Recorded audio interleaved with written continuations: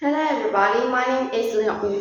For today's video, what are we going to be talking about is about the topic of pie chart. And so about this pie chart, we're going to be focusing on three things that are our main focus here. First is onto why should we apply the three steps of angles, ratios, and percentage into our pie chart drawing process. Next is onto the way to actually draw a pie chart based on these formulas here. And lastly is on the tools that we have here, which are the Toby marks, which are like things that we should use in data handling. So let's get first into why should we use these three steps. So first, let's talk about angles. Angles helps us to actually get an accurate outlook of the accurate size of each slices of the pie chart.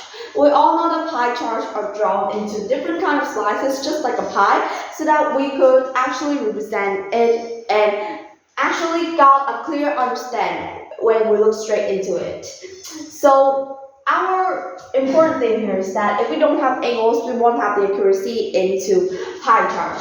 We need to have the angles so that whenever we look straight into it, we could actually got the idea of other parts, such as like the ratios, which is like how big or how small is one concept over another thing. And also by the accurate angle, we will also simplify the process of actually putting it into percentage.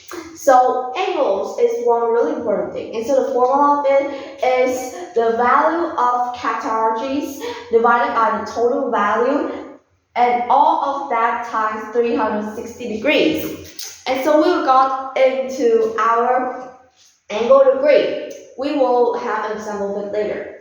Next is onto ratios. Ratios basically help us to clarify relationships between two or three or let's say nearly 10 concepts. Ratios does help. It clarifies a relationship on whether or not of like how much bigger is slice A over slice B or how much smaller is slice C over slice B. So that is basically about ratios. It clarifies the relationship between each categories so that it will show out a clear representation of it. Next is onto percentages. So percentages is one other important thing in pie chart. If we don't have the percentages, we barely can't deal with pie charts because it's all about percentage. So percentages basically help us to simplify our data. No matter how big that number is, no matter how many categories there are, we will have the total percentage of 100 percentage. And so we are all going to be categorizing each slices, each categories into a number of the percentages. And I don't care how much that is, but like the total percentage of all the slices added up should be equal to 100%. So let's see, 500 could still be 1%, or 200 could still be 80%. So there's no limit about it. It's just about the total value of it. And so the formula to calculate our percentage is through the value of categories divided by the total value and then times 100. 100 here is the total percent. And so one other way to do it is that we could convert from decimals into these different types of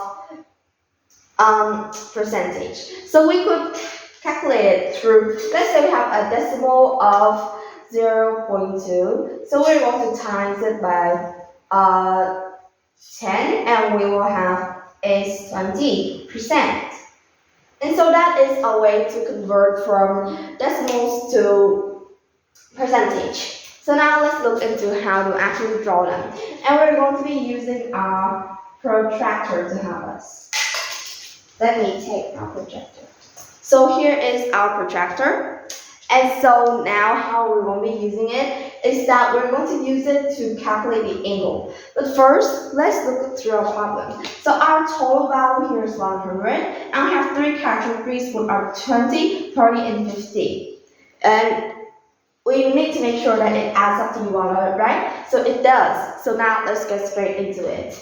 So now first let's calculate the angles. So how do we calculate angles? Basically we took this and then we times 1 and then we divided it by 100 and then times it by 360 percentage. So we are going to be doing this math problem so that we could got the angle of this categories here, which has the value of 20. So we are going to take 200 divided by 100, then times 360, and our value is 72 degrees. So I'm going to write it down.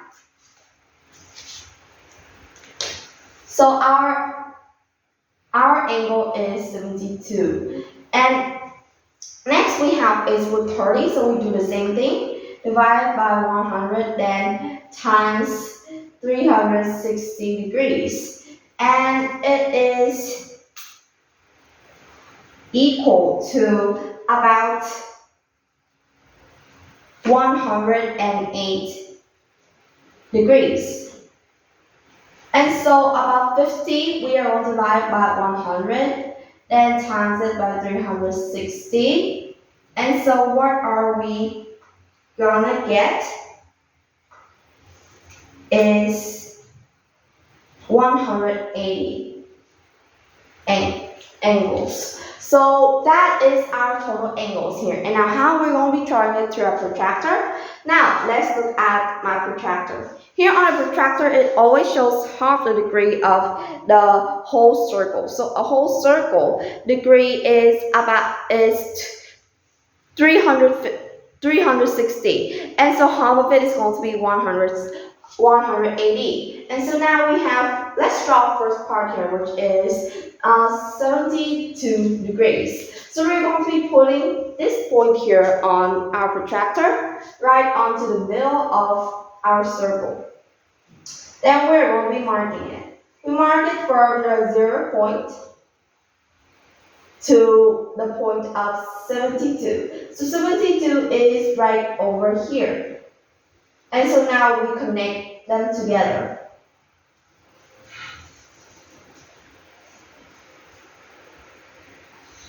So that's how we draw our 20% thing.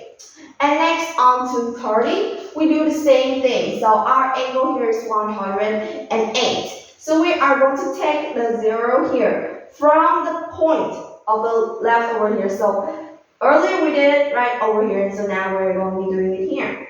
And so it's going to be 108, right? So it will be right here. And so then we connect it together, and we have our 30. And so the leftovers here is going to be 50. So that's basically how we use a protractor. And so now let's look onto the tools that we use for handling the data. First is onto tally marks. And so tally mark is a really clear and easy way for us to represent numbers. So we are going to present it through lines like this. And when we reach 5, we're going to cross it and then do another combo. And so basically this helps us to easily count these numbers, and because we all got that this is up to 5, so we could easily count it. So basically this is going to be 5 plus 5 equals 10 plus 3 equals 13. So that is onto tally marks. Next is frequency tables. Frequency table is basically showing out the frequency of what does something happens or whether something occurs.